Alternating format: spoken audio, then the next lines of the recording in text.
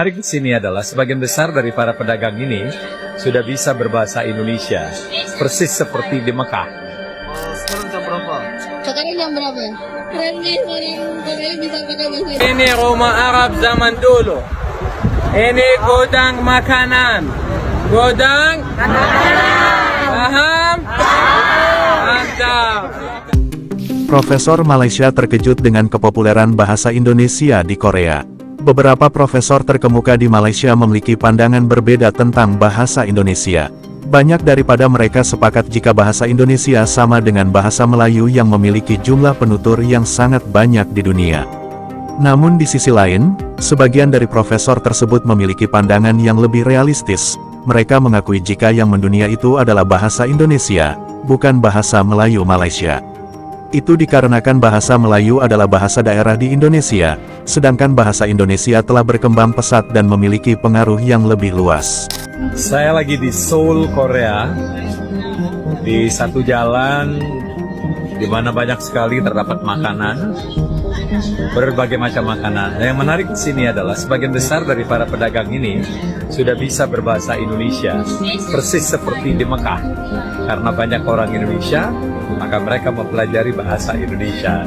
Jadi mereka sudah mulai menawarkan dalam bahasa Indonesia, kemudian transaksi dalam bahasa Indonesia yang sangat sederhana. Luar biasa kan? Jadi kalau mereka berhasil menarik turis dari Indonesia, kita berhasil mengekspor bahasa Indonesia.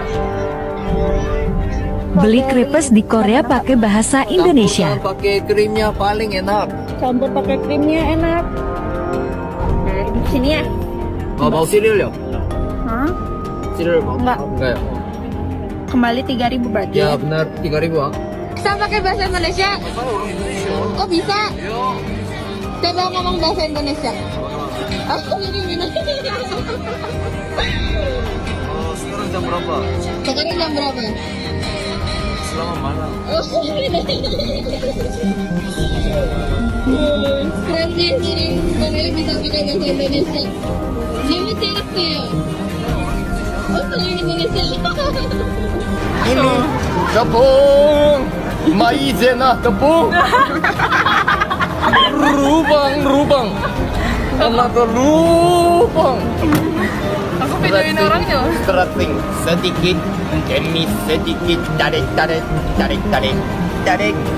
ini 500 tahun yang lalu hanya bosku makan tradisional pencuci mulut adik satu string mega 16.000 string 16.000 satu dua double berapa 4 double 8 double 16 32. Alhamdulillah, selamat datang di Museum Al-Amudi.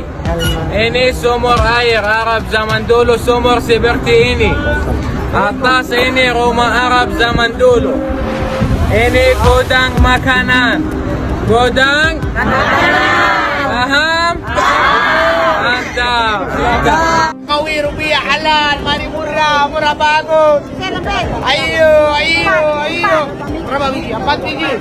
Ini lokasinya di depan Hotel Rayana Ajiat dan juga Makarim Ajiat. Pasar Subuh. 2.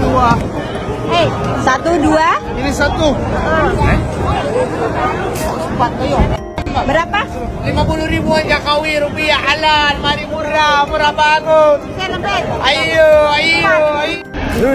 Kita juga perlu memikirkan, menimbangkan bahawa bagaimana negara jiran kita Indonesia memainkan peranan menyebarluaskan bahasa Indonesia. Dalam lawatan kami ke Korea, kami pergi ke Hankook University, di mana kami bertemu bahasa Indonesia yang diutamakan, bukan bahasa Melayu, dan pengucapan dalam bahasa Indonesia. Walaupun ada pensyarah dari Malaysia mengajar di situ. Nah, ini juga perlu berbeza dengan di China, seperti yang disebutkan awal oleh pengurusi tadi, di Beijing Foreign Studies ada 18 institusi yang mengajar bahasa Melayu, yang ada di peringkat ijazah dan juga di peringkat diploma. Sedangkan di Korea masing-masing, dan juga di Jepun juga semua dalam bahasa Indonesia. Dan sekarang ini sudah ada usaha yang amat aktif dilakukan oleh Indonesia menyebarluaskan bahasa Indonesia ke Thailand, di daerah-daerah seperti Selatan Thai, di mana guru-guru bahasa Indonesia dihantar yang gaji yang rendah dengan pengorbanan demi untuk menyebarluaskan bahasa Indonesia, maka mereka sanggup mengajar di malah di Darul Ulum, di sekolah-sekolah pondok untuk menyebarluaskan bahasa Indonesia. Lalu Indonesia juga menawarkan beasiswa kepada anak-anak Thailand di Selatan Thai untuk belajar bahasa Indonesia di Indonesia. Jadi semua ini tindakan-tindakan proaktif yang perlu kita pelajari, kerana kita ada kedutaan di seluruh dunia dan juga pejabat pusat tinggi serta konsulat-konsulat di beberapa bandar-bandar di seluruh dunia. Barangkali kita perlu lakukan untuk mewujudkan sekolah bahasa Melayu di kedutaan dan juga di pejabat-pejabat tinggi. Dan kita ada atasi pendidikan yang barangkali tugas atasi pendidikan itu bukan sahaja untuk menjaga kepentingan pelajar-pelajar kita di luar negara, tapi juga berperanan untuk menyebarluaskan bahasa Melayu antarabangsa, membuka kelas-kelas bahasa Melayu. Dan barangkali dengan adanya guru-guru bahasa Melayu di situ, dihantar ke situ, mungkin kita dapat memainkan peranan mempertingkatkan pelaksanaan bahasa Melayu sebagai bahasa antarabangsa. Nah, ini saya dari pengalaman kami di Madagaskar dapati amat proaktifnya kedubes atau kedutaan besar Indonesia di Madagaskar di Antananarivo dengan memperkenalkan bahasa Indonesia di kalangan orang-orang di Madagaskar.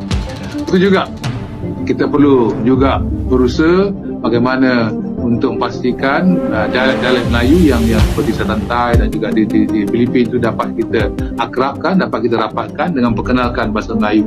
Kerana Tagalog juga merupakan satu dialek Melayu, mungkin kita boleh lakukan ini. Seandainya kita berjaya menubuhkan satu institusi yang khas atau digunakan di peringkat kedutaan, di peringkat pejabat tinggi.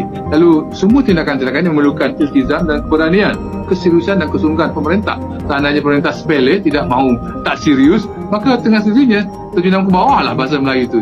Apatah lagi apabila sekarang ini di negara kita, bila PPSMI dilaksanakan, DLP dilaksanakan, orang sudah mula mana remeh bahasa Melayu. Orang sudah tidak menghormati bahasa Melayu, orang menuntut supaya bahasa-bahasa kaum lain diangkat juga sama taraf dengan bahasa kebangsaan. Ini semua perlu kita fikirkan bagaimana cara psikologisnya di negara kita. Di satu sudut pemimpin pemerintah tidak menghormati bahasa Melayu, mengutamakan sendiri. Di satu sudut yang lain juga, bila adanya usaha memandang remeh bahasa Melayu itu, bahasa kebangsaan itu, maka orang lain juga menganggap bahasa Melayu tidak penting bila orang Melayu sendiri tidak menghormati bahasa Melayu. Ini juga perlu dipikirkan dengan serius bagaimana kita dapat mengatasi masalah psikologi di negara kita ini yang boleh menyebabkan keruntuhan bahasa Melayu. Itu saja pandangan awal.